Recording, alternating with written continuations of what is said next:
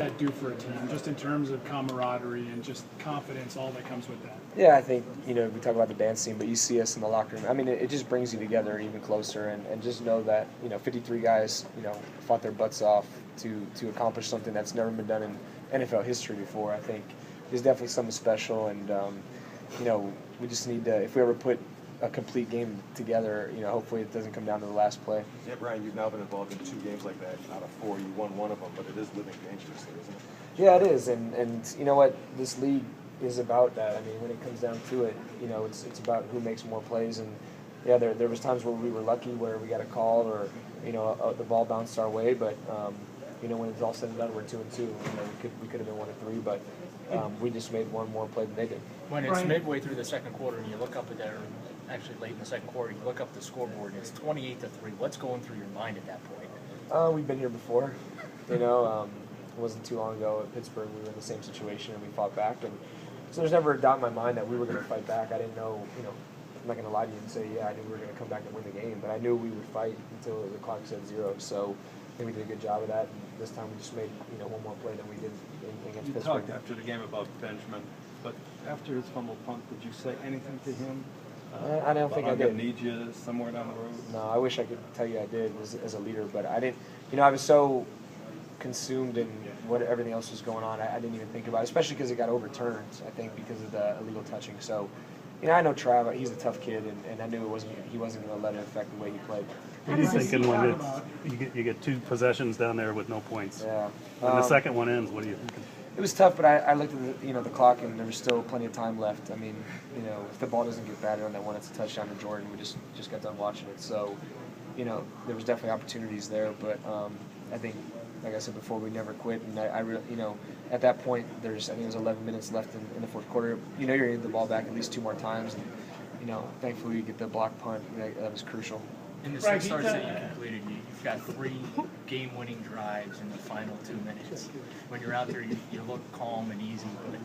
But what are you really like when your game's on the line and you're trying to drive? I think there's less to think about. It's just kind of boom, boom, boom, boom, boom, and you're not really thinking about much. Just trying to focus on each play one at a time. And yeah, you might look at the scoreboard or not the scoreboard, the clock to see where you're at, but. It's something that you practice a lot, and definitely something I feel comfortable with. I mean, obviously you don't want to make a living trying to win games that way, but at least we've proven that if it has to come down to that, we're more than capable of doing it. Right, you talk about Kyle sticking with the run. You guys are behind 25-3, yet he didn't abandon that. Yeah, I think it's such a huge part of this offense, especially having Ben Tate back yesterday. You just add him to the mix of those guys, and we were running the ball well, and I think we weren't in panic mode. You realize there's a lot of time left, and we can use that to our advantage. Even on the drive before the half, we get a few passes down there, and then we were able to stick 2 runs up in there to the 1-yard line, and you can't abandon that, I don't think. And Kyle did a good job of. I think some coordinators might get a little spooked and just start throwing it, and I think just being able to know the game situation, how we were running obviously we run the ball well. Just keep using that to our advantage. Brian, it's Steelers week. How does that victory kind of set you guys up emotionally and otherwise heading into this week? Yeah, I mean, I hope we can build off the momentum, and now we've watched the film, we put it to bed, and we're on to Pittsburgh. Mm-hmm. Have you heard much from people about that video in the locker room?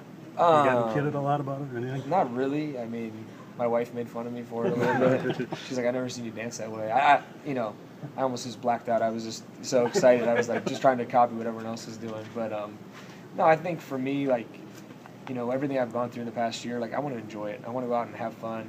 You never know when it's going to be taken away from you, and to celebrate a victory with my teammates. I don't care how goofy I look. I know every quarterback misses throws, but what's it about you that when you miss one, it doesn't affect maybe the next one? Or because you made several big throws yesterday, and I'm sure you missed them. Yeah, well, the one that really, the only one I feel like I really missed on was the overthrown Hawkins in the end zone. To me, I don't know if it's just something I've always had, but it's, move on to the next play. You throw an interception, move on to the next play. You overthrow a guy. You can't, if you let it harp, it's going to affect the way you play. And for me, I just look at it as, one play at a time, just be where my feet are, and, don't worry about the last play, the next play, just worry about that play.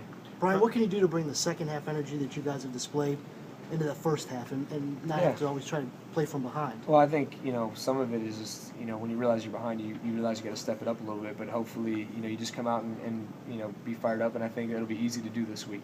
Playing the Steelers at home, it doesn't get any better than that. So I'm not too concerned about that this week. What about the number of guys that are making plays offensively? It's up and down. Yeah. Everybody you put in. It's all across the board. I mean, you watch the film, whether it's Miles Austin catching the slant over the middle or the back shoulder, setting up that first touchdown, or Gabriel right out the bat out of the second half, the long pass.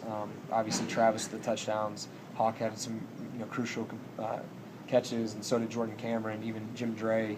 I mean, the running backs, fullback Agnew. I think this offense allows for a lot of guys to be successful, and it's just about distributing the ball, being a good point guard and getting it to the right guy. Brian, your Josh comeback now ability, that- did you know that you had this type of never say die sort of comeback capability? I think it's just always the mindset I've always had. You just never quit, and whether that's a football game or a rehab or whatever it might be, I think you just got to press on and deal with the adversity.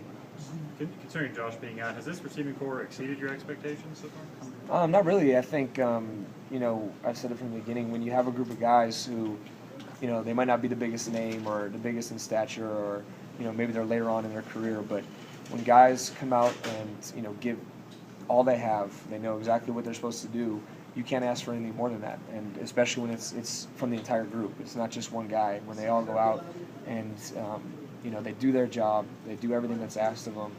I don't know how, they could exceed expectations, because I have so much faith and trust in them that it's never wavered. Everybody's different as to how they would handle the pressure of, the games toward the end. You have the ball. You're either going to be 1-3 and 2 or 2. So there's really a lot of pressure there.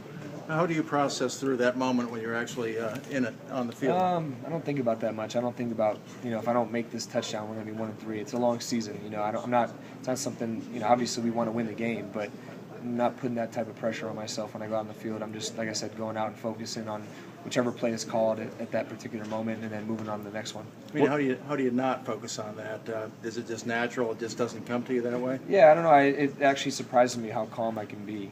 Everyone else is going crazy, and I'm just kind of like this. And I don't know if it's something that started last year in Minnesota. I know I had a few game-winning drives at Michigan State in college, and even going back to high school. So I don't know if it's just something that maybe you get a feeling for as you go out throughout your career or whatever it might be, but I think things seem to slow down a little bit in those situations when I think for other people sometimes they speed up.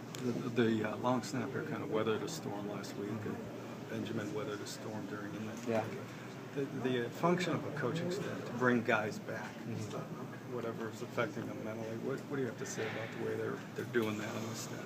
Yeah, I think Coach Pettin has a great way of motivating all of us and just trying to get the best out of everyone. And I think even going back to when we talk about the competition that Johnny and I went through, competition is going to bring out the best in everybody, and if it doesn't, then you probably don't belong. But people who thrive on pressure and competition are always going to succeed. When did it sink in that you guys are now part of NFL history? What's that mean to you? Well, Dan told me on the bus. So it's cool. I don't put much thought into it. The biggest thing for me is we won, and we're 2-2, and instead of being 1-3. Did your phone blow up like it did after the Saints game? Yeah. It was like I think 56 messages at one point that were unread. So still getting back to you. You say you don't think about being 1-3 or all that and stay even. Do you ever think, geez, if we don't get it going, they might go to the bullpen? No, not at all. From the very get-go, when Coach Pettin named the start, he said, "Don't worry about getting pulled. You go out and play. I've got your back, and don't worry about that." So, even going back to before he was my coach, and I know you guys probably saw the story on ESPN, a guy who has that high of character to send a note to someone, he's not going to lie to me. So, I put all my faith in what he tells me and just go out and try to be the best quarterback I can. At halftime of the Pittsburgh game, a number of the players stood up and said something before the second half. Anything like that yesterday? I don't think much needed to be said. Like I said, we've been there before, and I think if anything, at least we had some momentum going. We scored a touchdown right before half. We had some momentum going, and we just knew just go out. If we do what we're capable of doing, it's going to be close, and we're going to have to make a play at the end of the game. We're guys just down put 21-0 on the chalkboard before the game. So I know. maybe that's the key. We're down 21, but no, I think we'll be fine, and we'll figure out a way to come out energized and get things going. Before the last drive of the half, when it's 28-3, what was the mood on the sideline? I was just angry, to be honest with you. I was angry. I frustrated that we hadn't, we had put some stuff together and not been able to convert some third downs or, convert in the red zone. And, I just wanted to get things going. And we hit a big pass to Travis, get a few runs, hit a big pass to Miles, and then, like I mentioned, 2 more runs. And it's just like, similar to Pittsburgh when we came out in the second half, just boom, boom, boom, and there it was. And I think it really just shows, us as an offense. If we go out and just execute, there's not much defense can do to stop us. You relate to Kosar because that's who you follow. But how much do you know about Brian Sipe and his history? Yeah, all I know is the cardiac kids. That was long before my time. Yeah. Read back on them. No, maybe I should. Cardiac Kids 2.0. A few more of these, you might have to call us that. Dansby was over here last week. I forget what you said about must win or not. Dansby did use the words when we were talking to him last week. This game at Tennessee was a must win. Yeah. What's this game? The Pittsburgh game? They're all must wins. I mean, obviously that's the point of playing. You want to win the game. I think, in the same sense, it is a long season. But at this point, we want to be 3-2. We don't want to be 2-3. I think that's the way you have to look at it each week. Whatever your record is, you want to get to that next win. And obviously, we know what this means to our team and this entire city. So, we're not going to take this lightly. We're going to have a great week of practice. Coach Pettin already touched on it, and like I said, we're on to Pittsburgh. Do you know the name of that song or who sings it? What song? The one you're dancing to? I think it's called "Throw It Up" by Pastor Troy. I found that out on Instagram. So You don't have that on your iPod? no, I might have that one. I don't know. Put that on. I don't know. It was already on when I came in. You can talk to That's Philip. when- Please yeah. don't put any more of these No, on I had him Instagram. send me the video so I could save it.